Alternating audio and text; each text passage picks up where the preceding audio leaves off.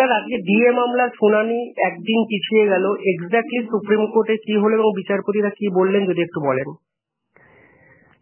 বিচারপতিরা প্রথমেই যেটা বললেন যে আমরা মূল মামলাটা শুনে দেব, রাজ্য সরকারের পক্ষ থেকে তারা কেন 25% দিতে পারেননি এইসব যুক্তি খাড়া করার চেষ্টা করছিলেন।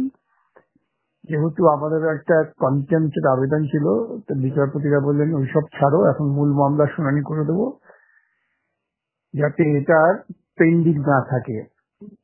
এবং রাজ্য সরকারের আইনজীবীদের বললেন তোমার মামলা শুনানি শুরু করো। তো তারা একটু অসুবিধে বোধ করলেন, তারা সময় চাইলেন। আমি আপত্তি করলাম যে মামলা বহুদিন পড়ে আছে, তখন বিচারপতিরা সব শুনে বললেন আগামীকাল, আজকেই শুনতে চাইছিলেন, বলছিলেন তোমরা 12টার সময় এসো দেখে নিয়ে শুনানি শুরু করো, তখন ওরা বললেন না একটা দিন সময় দাও। কালকে বিচারপতিরা জিজ্ঞাসা করলেন আমাকে যে আপনি কাল থাকবেন, হ্যাঁ থাকবো, কালকে করে দিন। তাই কালকে শুনানির জন্য স্থির হয়েছে। মূল মামলা চূড়ান্ত শুনানি হয়ে যাবে। রাজ্য সরকারের পক্ষ থেকে পরে সোমবার মামলাটা করার কথা বলা হয়েছিল, দেরি করতে চেয়েছিল, সেটা আমরা তীব্র আপত্তি করাতে বিচারপতিরা তাদের ওই আবেদনটাকে গ্রাহ্য করেননি, বলেছেন না এখনই শুনতে হবে, এবং শেষ পর্যন্ত একটা দিন সময় দিয়েছেন। স্যার, এখানে রাজ্য সরকারের আইনজীবী পরিষ্কার বলেছেন যে বিষয়টি সহজ নয়, মানে অনেক টাকার যেহেতু বিষয় থাকবে, একটা নির্দিষ্ট সময় প্রয়োজন আছে। মানে অভিষেক 25% টাকা দিতে পারেননি কেন, তার পেছনে যুক্তি খাড়া করার চেষ্টা করছিলেন। সেজন্য বিচারপতিরা বলছেন ওই সমস্ত হচ্ছে অন্তর্বর্তীকালীন আদেশ, এসব ভুলে যাও, আমরা চূড়ান্ত শুনানি করে দেবো। চূড়ান্ত শুনানি করে দেওয়ার পর অধিকার কার কি আছে না আছে সেটা বিচার হয়ে যাবে, তারপর যা করার পদ্ধতি নেবে। স্যার, রাজ্য সরকারের আইনজীবী অভিষেক মনু সিংভি পরিষ্কার বলেন যে হাইকোর্ট ট্রাইব্যুনাল কেউ টাকার পরিমাণ জানায়নি, ফলে হাইকোর্ট ট্রাইব্যুনালের তো দায়িত্ব নয় টাকার পরিমাণ জানানোর।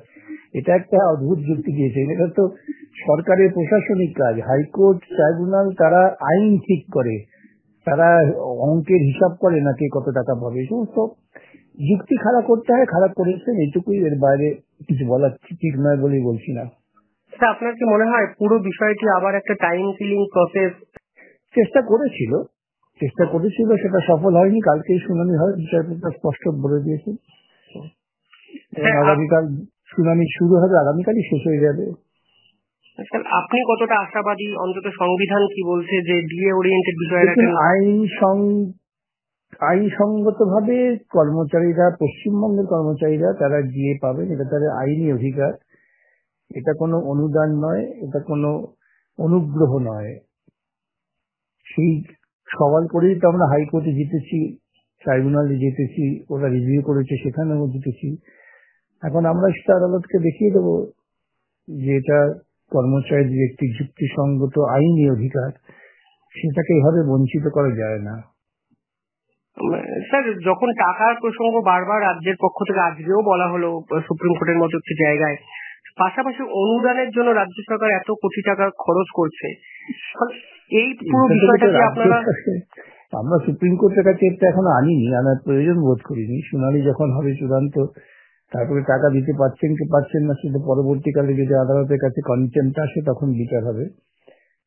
এগুলো তো রাজ্য সরকারের নিছক অযৌক্তিক বাহানা। গোটা রাজ্যটাকে তারা দান অনুদান তার উপরে নির্ভরশীল করে তুলেছেন। পুজো, ধর্ম, মন্দির, যার সঙ্গে সরকারের সাংবিধানিক কোনো দায়বদ্ধতা যুক্ত নয়, সেখানে তারা টাকা অপচয় করছেন।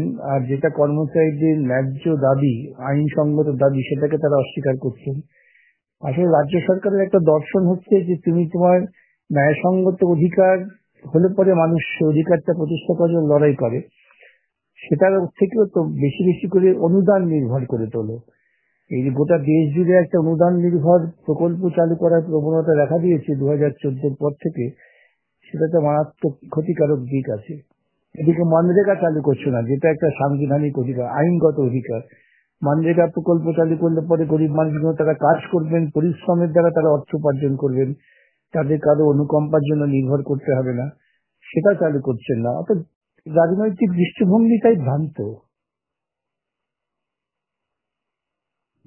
এই প্রেক্ষাপটে দাঁড়িয়ে আপনি কি কালকে অন্তত এক্সপেক্ট করছেন যে সুপ্রিম কোর্টের অনেক বেশি অ্যাক্টিভনেস দেখানো যাবে? বিকজ অনেক মানুষের একটা না, সুপ্রিম কোর্ট সুপ্রিম কোর্ট এই জন্য মামলা তাড়াতাড়ি শুনানি করে দিচ্ছেন। এখন সুপ্রিম কোর্ট তো কোন সময় দেওয়ার পক্ষপাতী নন, যতটুকু বোঝা গেল এই বিচারপতিদের তাদের স্পষ্ট বক্তব্য আমরা শুনে দেবো, শেষ করে